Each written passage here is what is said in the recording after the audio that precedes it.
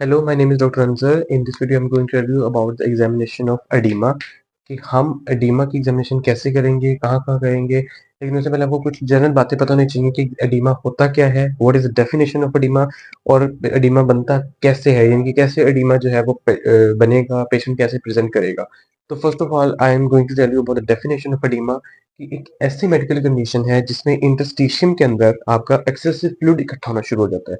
ठीक है, नॉर्मली क्या होता है, नॉर्मल फिजियोलॉजी में पहले बताता हूँ आपको, फिर आपको समझ आएगी सारी मैंने डेफिनेशन यहाँ पे लिखी हुई है वो क्या लिखी हुई है। ठीक है, अब जर्नली सी है ये बात आपकी, वैसे सर्कुलेशन फिजियोलॉजी की बातें हैं जो आपको पता होनी चाहिए इस पॉइंट पे आके एट द ऑस्पी टाइम पे। ठीक है, ये ब्लड वेसल है, ये आपका नॉर्मल बॉडी सेल्स है, और इन दोनों के दरमियान जो जगह होती है ना उसको कहते हैं इंटरस्टिशियम, जो कि एक कनेक्टिव टिश्यू ही होता है एक तरह से। ठीक है, नॉर्मली जो न्यूट्रिएंट्स ब्लड या जो भी फ्लूइड मूवमेंट होती है वो ब्लड वेसल से सेल की तरफ हो रही होती है।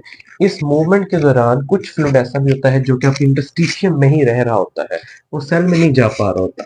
जैसे कि ये मैंने जो रेड से एरो लगाया, सपोज ये वो फ्लूइड है जो ब्लड वेसल से निकल रहा है लेकिन सेल के अंदर नहीं जा पा रहा, तो वो एक्सेसिव फ्लूइड कहाँ पे इकट्ठा हो रहा है, यहाँ पे इंटरस्टिशियम में इकट्ठा हो रहा है। लेकिन हमारी बॉडी के अंदर प्रोटेक्टिव मैकेनिज्म होता है जिसको लिम्फेटिक्स कहते हैं, जो कि यहाँ से ड्रेन कर रहा होता है, दोनों साइडों पे लिम्फेटिक्स पड़ी होती हैं जो कि उस एक्सेसिव फ्लूइड को वहां से ड्रेन कर रहा होता है। तो यानी कि एक्सेसिव फ्लूइड लिम्फेटिक्स ड्रेन कर रही होती हैं। अगर लिम्फेटिक का कोई मसला हो गया और वो फ्लूइड ड्रेन नहीं कर पाई तो यहाँ पे इकट्ठा होना शुरू हो जाएगा fluid, not only because of lymphatics but also there other reasons. लेकिन एक एग्जांपल के तौर पे अगर लिम्फेटिक्स ये काम करना बंद कर गई है या फ्लूइड ही ज्यादा इसमें इतना आ रहा है कि लिम्फेटिक्स की कैपेसिटी से बढ़ चुका है, वो इतना रिमूव ही नहीं कर सकती, तो फिर इस इंटरस्टिशियम पे जो इकट्ठा हुआ फ्लूइड होगा ना वो उस जगह पे बहुत स्वेलिंग कॉज कर देगा, एक तरह से कलर चेंजेस भी कुछ करेगा, स्वेलिंग भी कॉज करेगा। This is the definition, characterized by the accumulation of excessive fluid within the interstitial tissue leading to the swelling of the affected area। अब बात समझ आइए कि इंटरस्टिशियम के अंदर आपका फ्लूइड इकट्ठा हो जाएगा और उस जगह की स्वेलिंग हो जाएगी। ओके, अब आपने बात करनी है साइट्स ऑफ एडिमा कि क्या क्या जगह कौन कौन सी है जहां से हमने एडिमा को देखना होता है। ठीक है, अब सबसे पहले है पेरिफेरल एडिमा, जो कि आपके लेग्स पे होगा, आपकी एंकल पे होगा और सेक्रम पे होगा। What is the sacrum?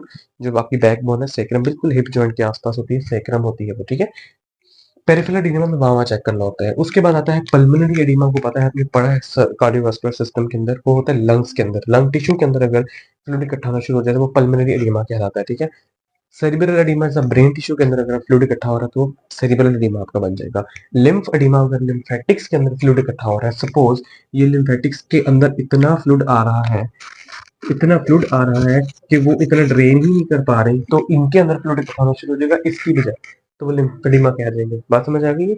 Lungs के अंदर हो सकता है, ब्रेन के अंदर हो सकता है, पेरिफेरल एडिमा हो सकता है, पेरिफेरल इंटरस्टिशियम के अंदर, और लिम्फेडिमा हो सकता है। अब ये सेक्रम और bed ridden patient is a viva question बचे कि अगर एक पेशेंट है bed ridden, most common site of oedema उसमें होगी सेक्रम पे। उसमें पता क्या करेंगे आप, जो तो नॉर्मल पेशेंट है, वो एम्बुलेटरी पेशेंट है जो हिल सुल सकता है, उठ बैठ सकता है, चल फिर सकता है, उसके तो अपने लेग्स, एंकल और फीट पे चेक करना है। मोस्ट कॉमन साइट यही होती है। और जो पेशेंट पिछले 3-4 माह से लेटा हुआ बेड पे ही या उठ ही नहीं सकता ड्यू टू स्ट्रोक, ठीक है, उसका हमेशा याद रखना, उसको अपने करवट दिलवा के उल्टा उल्टी साइड पे करके उसकी जो पीछे बोन होती है, जो होती है फील हमें बोनी प्रोमिनेंस, उस पे आपने प्रेशर देना है, वहां से हमें पता चलेगा, वहां पे होगा आपका सेक्रम पे, उसको कहेंगे सेक्रम एडिमा है, सेक्रल एडिमा है, और वो बेड रिडन पेशेंट में पाया जाता है। ठीक है, ये बहुत इंपॉर्टेंट क्वेश्चन है आपका। फिर आता है टाइप्स ऑफ एडिमा, दो तरह के एडिमा होते हैं, pitting oedema, non pitting oedema. आसान अल्फाज में, अगर एक एडिमा जगह एडिमा हुई हुई है, स्वेल हुई हुई, अच्छी खासी आपको नजर आ रही स्वेलिंग है, उस पर प्रेशर डालते हैं, जोर से प्रेशर डालना है आपने, बहुत ज्यादा, और 5 सेकंड तक डालिए, रखना, छोड़ना है। और अगर वहाँ पे गड्ढा बन जाता है थोड़ी टाइम से, क्योंकि वो थोड़ी टाइम तक बना ही रहेगा, फिर वो खुद ही ठीक हो जाएगा। अगर वो गड्ढा बनता है वो है पिटिंग एडिमा, अगर वो गड्ढा नहीं बनता, वो हार्ड वैसे का वैसे ही रहता है, वो है नॉन पिटिंग एडिमा। आसान लफ्ज़ों में यही, इसकी डेफिनेशन भी यही है कि जब प्रेशर डाला जाए और प्रेशर को रिलीज करे और पिट बने तो पिटिंग एडिमा है, अगर पिट नहीं बनती तो वो नॉन पिटिंग एडिमा है।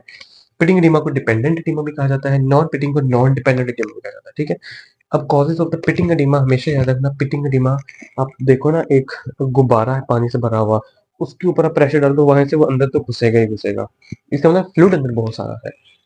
जितनी भी कॉजेज जिसकी वजह से फ्लूइड ओवरलोड आपकी बॉडी के अंदर हो, वो पिटिंग एडिमा के कॉजेज में जाएगा। ठीक है, हार्ट फेलियर जब होता है, हार्ट ब्लड पंप नहीं कर रहा तो ब्लड वेन्स में ही रह रहा है, पीछे की रह रहा है, लेग्स में ही रह रहा है, तो इसका मतलब इसमें भी फ्लूइड ओवरलोड हो जाएगा। ठीक है, इसमें भी फ्लूइड ओवरलोड हो जाएगा। किडनी डिजीजेस, किडनी जो है वो यूरिन नहीं बना रही, फ्लूइड बॉडी से जा ही नहीं रहा, फ्लूइड बॉडी के अंदर इकट्ठा हो रहा है, इसमें भी फ्लूइड ओवरलोड हो जाएगा। इस तरह की कॉजेज जिसमें फ्लूइड बॉडी के अंदर ज्यादा हो रहा है वो पिटिंग एनीमिया कॉज करती है। अब लिवर डिजीज है या माल न्यूट्रिशन जिसमें प्रोटीन डेफिशिएंसी होती है, वो इनका एक ही रोल है, प्रोटीन डेफिशिएंसी होगी। आपको पता है कि प्रोटीन जो है ब्लड वेसल्स के अंदर ऑनकोटिक प्रेशर प्रोवाइड करती है। ऑनकोटिक प्रेशर वो होता है जो फ्लूइड को बॉडी के अंदर ब्लड वेसल्स के अंदर रिटेन रखता है। ऑनकोटिक प्रेशर तो ये होता है, हाइड्रोस्टैटिक प्रेशर होता है जो कि बाहर निकालता है फ्लूइड को। ऑनकोटिक होता है जो कि वेसल्स के अंदर ही फ्लूइड को रिटेन रखता है, और ऑनकोटिक प्रेशर जो है वो प्रोटीन स्टोर करती है। अब जब प्रोटीन डेफिशिएंसी हो गई और लिवर डिजीज है, लिवर जो है वो प्रोटीन एल्ब्यूमिन बना ही नहीं पा रहे, तो आपको पता है क्या होगा, फ्लूइड वेसल से बाहर निकलना शुरू कर देगा, तो फ्लूइड ओवरलोड हो जाएगा। तो ये 4 कॉजेज ऐसी हैं जिसमें फ्लूइड ओवरलोड हो रहा है, और जब फ्लूइड ओवरलोड होता है तो वहां पे आपका पिटिंग एडीमा होता है। नॉन पिटिंग एडीमा वो वाली चीजें हैं जिसमें फ्लूइड इतना ओवरलोड बॉडी में नहीं होगा। अब लिम्फ एडीमा है, ये वाली है लिम्फ एडीमा, इसमें फ्लूइड ओवरलोड नहीं हो रहा, जस्ट क्या हो रहा है कि लिम्फेटिक्स जो है वो ज्यादा फ्लूइड वहां से ब्लॉक कर रही है इंटरस्टिशियम से, इनके अंदर एडीमा हो रहा है। Removal of the lymph node, मैं लिम्फ नोड एक हिस्से से निकाल दूं जो कि लिम्फेटिक्स से लिम्फ लेती है, तो फिर लिम्फ एडीमा हो जाएगा।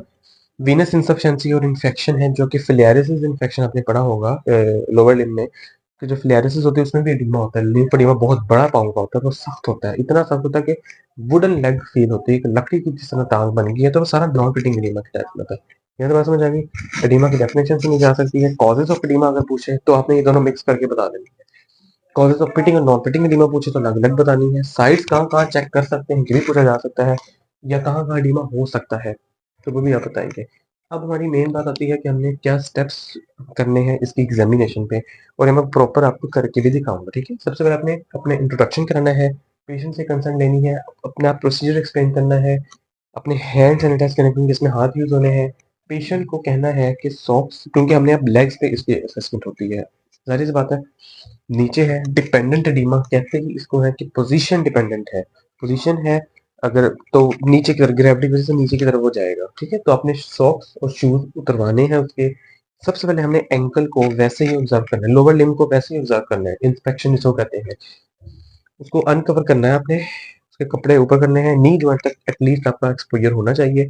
फिर आप दोनों लेग्स को देखो, दोनों को कंपेयर करो, क्या दोनों में ही एडिमा या स्वेलिंग हमें नजर आ रही है, कलर चेंजेस नजर आ रहे हैं, तो हमें ऑब्जर्व करना है पेशेंट के एंकल को, पेशेंट की लोअर लिम्स को, फॉर द विजिबल स्वेलिंग और कलर चेंजेस। ठीक हो गया। उसके बाद आपने क्या करना है, सपोज एंकल जॉइंट पे, आपके मीडियल मेलियोलस पे आपको क्या हुआ है, और ये याद रखना कि जो भी फीट वाली पोजीशन है ना वो, और एंकल वाली, जो मीडियल मेलियोलस होता है उसके इर्द गिर्द ज्यादा एडिमा नजर आता है हमें। पाँव के ऊपर वाली सरफेस पे एडिमा इतना नहीं होता। सबसे पहले जो मीडियल मेलियोलस आपके पाँव का, वहां पे जो है वो ज्यादा एडिमा अपीयरेंस ज्यादा होता है। तो वहां अपने देखना है कि स्वेलिंग है तो अपने प्रेशर अप्लाई करना है, 5 से 8 सेकंड तक प्रेशर अप्लाई करना है, रिलीज करना है। पिट है कि नॉन पिट है वो अपने देख लेना है, अपने एग्जामिनर को बताना है according to my findings and examination I think that this is a pitting edema or the non-pitting edema in the right side of the ankle joint या left or the या both ankle joint। ठीक है, patient को cover करना है, thanks the patient कर देना है। ये है एग्जामिनेशन के पूरे स्टेप्स। अब इंट्रोडक्शन में वही है कि आई एम अस्सलाम वालेकुम, मेरा नाम डॉक्टर अंजर उस्मान है, मैंने आपके पाँव को मुआयना करना है। इस दौरान आपको कोई तकलीफ नहीं होगी, अगर दौरान मुआयना आपको कोई भी मसला होता है, कोई तकलीफ होती है तो आप मुझे मुआयना रोक सकते हैं। क्या मुझे इजाजत है, तो वहां से आपने फिर सारे स्टेप स्टार्ट करने हैं। अभी मैं आपको इसकी परफॉर्मेंस करके दिखाऊंगा, फिर वही स्टेप्स सारे जो मैंने बताए हैं वैसे ही आपने चलना है। तो मेनली यही क्वेश्चंस हैं और यही एग्जामिनेशन स्टेप्स हैं, तो अभी एग्जामिनेशन करते हैं। एग्जामिनेशन ऑफ एडिमा, जो कि आपने अभी इस प्रैक्टिकल में मैंने आपको एंकल जॉइंट के ऊपर एडिमा की एग्जामिनेशन सिखानी है। वैसे आपको मैंने जैसे थ्योरी में बताया है कि सेक्रल एडिमा भी होता है, पल्मोनरी एडिमा भी होता है, सेरिब्रल एडिमा भी होता है, वो आपकी इसमें पार्ट नहीं है। हमने सिर्फ जो है पेरिफेरल एडिमा जो मैंने बताया था वो वाली टाइप को डिस्कस करना है। इसमें हम देखेंगे कि किस तरह आपने देखना होता है एडिमा वो पिटिंग है नॉन पिटिंग है, और फिर आपने इसकी फाइंडिंग्स जो है वो कैसे बतानी होती है अपने एग्जामिनर को, ये सारा कुछ भी मैं एग्जामिन करके बताता हूँ। ठीक है, ओके। सो अब हम करते हैं एग्जामिनेशन, तो मैं वही स्टेप्स लूंगा, कंसेंट लेके फिर हम इंट्रोडक्शन करवा के एग्जामिनेशन कराएंगे। अस्सलाम वालेकुम, मेरा नाम डॉक्टर अंजुम उस्मान है, मैंने आपके पाँव का मुआयना करना है। इस दौरान आपको कोई मसला तकलीफ नहीं होगी, दौरान मुआयना अगर मसला तकलीफ होती है तो आप मुझे रोक देंगे। ठीक है, आपकी इजाजत है जी। उसके बाद अपने अपने वॉश करने हैं अपने हैंड्स, ठीक है, लाजमी और आपने अब पेशेंट को प्रॉपर एक्सपोजर करना है, क्योंकि हमने अब यहाँ पे एंकल जॉइंट पे एग्जामिनेशन करना है। तो ऑब्वियसली बात है, आप पेशेंट ने जो भी पहना होगा वो एंकल जॉइंट से नीचे ही तक होगा, तो आपने वो एक्सपोज लाजमी इसमें कर लेना है, ठीक है। So proper exposure should be there for the patients, ठीक है, कि आपका जो एंकल जॉइंट है, मीडियल मेलुलस है, ये this is ankle joint location इसकी, और आपकी लोअर लिम्ब भी थोड़ी बहुत आपकी एक्सपोज हो, ताकि हम एक्सटेंट ऑफ द एडिमा लाजमी देख सके। तो इस पॉइंट इसमें आप तकरीबन तकरीबन मिड ऑफ द लेग आपने एक्सपोज करवा लेनी है पेशेंट की, ताकि आप एडिमा का एक्सटेंट भी देखें कि वो एडिमा कहाँ तक जा रहा है, ठीक है। एट द सेम टाइम ये एक लाजमी पॉइंट याद रखना है, पेशेंट की दूसरी एक्सपोज भी लाजमी करवानी है, ताकि हम उसी टाइम कंपेयर करें कि स्वेलिंग इसमें है या उसमें ज्यादा है, ठीक है। तो आपने दूसरी भी पेशेंट को कहना है कि अपनी दूसरी टांग भी आप मुझे दिखाएं और एक्सपोज करें एट द सेम लेवल, ठीक हो गया। सबसे पहले आपने दोनों लोअर लिम्स और उसके फुट का जर्नल इंस्पेक्शन करनी होती है। इसमें हमें देखना होता है कि कहीं पे कोई स्कार्मा, कोई स्वेलिंग, कोई वुंड तो नहीं है, पेशेंट को पुराना कोई हिस्ट्री हो जिसमें उसको कोई मसला हुआ हो, कोई इन्फेक्शन हुआ हो। तो आपने हर एस्पेक्ट से, लैटरल व्यू से, मीडियल व्यू से, एंटीरियर एस्पेक्ट से, दोनों साइड के फुट और जॉइंट का एग्जामिनेशन अच्छे तरीके से इंस्पेक्शन जस्ट करनी है। अभी पेशेंट को हमने हाथ नहीं लगाया। इंस्पेक्शन करने के बाद जैसे कि यहाँ पे भी हमें कोई एब्नॉर्मल फाइंडिंग नहीं मिली, तो आपने अब क्या करना है, आपने पैल्पेशन स्टार्ट करनी है। पैल्पेशन में आपने हल्की पहले लाइट पैल्पेशन करनी है, फिर डीप पैल्पेशन करनी है। लाइट पैल्पेशन में आपने जो डॉर्सल सरफेस होती है उसको हल्का हल्का पैल्पेट करना है। फिर आपने इसी तरह एंकल जॉइंट पे जाते रहना है, वहां से पैल्पेट करना है, फिर आपने lateral aspect of the foot पे आ जाना है। इस तरह आपने इसको अच्छे तरीके से पैल्पेट कर लेना है। एट द सेम पॉइंट आपने दूसरी साइड पे उसी फौरन बाद आपने इसको भी हल्का हल्का पैल्पेट करना है, एंकल जॉइंट को पैल्पेट करना है, और मीडियल एस्पेक्ट तो फुट करके डॉर्सल पे आ जाना है, ठीक है। ये थी हमारी लाइट पैल्पेशन। इससे हमें जस्ट आइडिया हुआ है कि कहीं पे पेशेंट को टेंडरनेस तो नहीं है, हाथ लगाने पे दर्द तो नहीं है। उससे आपको ये होगा कि आप एग्जामिनेशन में से थोड़ा सा दबाव कम देंगे जब हमने एडीमा भी देखना है, और इससे पेशेंट का कॉन्फिडेंस भी बिल्ड हो जाएगा कि जो हमारे डॉक्टर साहब ने वो कुछ ना कुछ यहाँ पे अभी कॉन्फिडेंस एक बिल्ड हो जाएगा, कनेक्शन बन जाएगा आपका पेशेंट के साथ, जब आपने मेन एग्जामिनेशन तक जाना है। अब मेन एग्जामिनेशन है, एडीमा चेक करना है आपने। पॉइंट्स फॉर चेकिंग एडिमा में बच्चे हमेशा रखना कि जो डॉर्सम ऑफ द फुट है, एक वो जगह होती है एडिमा चेक करने के लिए। प्रेशर देना है अपने जोर से 1 to 2 सेकंड्स के लिए देना है, और देन आपने छोड़ देना है, ठीक है। अगर तो यहाँ पे पिट बन गई, that is a pitting oedema. अगर पिट नहीं बनी, वैसे का वैसे ही वो सख्त सरफेस रही, तो वो नॉन पिटिंग एडिमा हो जाएगा। इफ देयर इज एडिमा, और फिर ही ये बात है। अब जैसे इस केस में कोई एडिमा नहीं है, तो इसमें नो एडिमा है, अपनी कोई फाइंडिंग नहीं मिलेगी हम, ठीक है। ये डॉर्सम ऑफ द फुट पे होगी। उसके बाद आपने जाना है एंकल जॉइंट पे। ये जो मीडियल मेलियोलस है ना, इस पे भी आपने प्रेस करना है। अगर तो यहाँ पे कोई फ्लूइड इकट्ठा हुआ होगा इस बोन के इर्द गिर्द, तो जाहिर सी बात है, क्योंकि नीचे हार्ड बोनी सरफेस पड़ी है, और अगर इसके ऊपर फ्लूइड इकट्ठा हो गया है, जब हम प्रेशर देंगे तो वो दब जाएगा, ठीक है। तो यहाँ पे भी पिटिंग शो हो जाएगी। फिर उसके बाद इस मिलियोलस के बाद आपने इस सरफेस पे जाना है, जो कि एंकल जॉइंट की बिल्कुल लैटरल और इंफीरियर सरफेस है। वहां पे आपने प्रेशर देना है, आपने फील करना है कि यहाँ पे कोई स्वेलिंग या पिटिंग और नॉन पिटिंग एडिमा तो नहीं बना हुआ, ठीक है। इस तरह सेम ऐसे ही करना है। फिर आपने दूसरी साइड के फुट पे भी आपने सेम इस जगह पे, मीडियम मेलियोलस पे, और इस जगह पे आपने उसके प्रेशर देना है, जिससे आपको पता चलेगा पिटिंग और नॉन पिटिंग एडिमा का। अब जैसे कि ये हमारा पेशेंट जो है वो बिल्कुल नॉर्मल है, तो अब हम इसकी फाइंडिंग बताएंगे, तो इसमें हमने एडिमा का जिक्र नहीं करना, पेशेंट को नॉर्मल फाइंडिंग्स बतानी है, ठीक है। So according to my findings, patient आपने जो बताना है एग्जामिनर को, अगर तो एडिमा पॉजिटिव है तो पेशेंट जो है आपने फिर ये भी बताना है कि पिटिंग है कि नॉन पिटिंग है। So according to my findings, patient has a pitting oedema. So at the ankle joint, according to my findings, तो आपने उसकी फिर हिस्ट्री लेके बतानी है कि patient may be a patient of kidney damage, ठीक है। इस तरह आपने बता देना पिटिंग एडिमा है।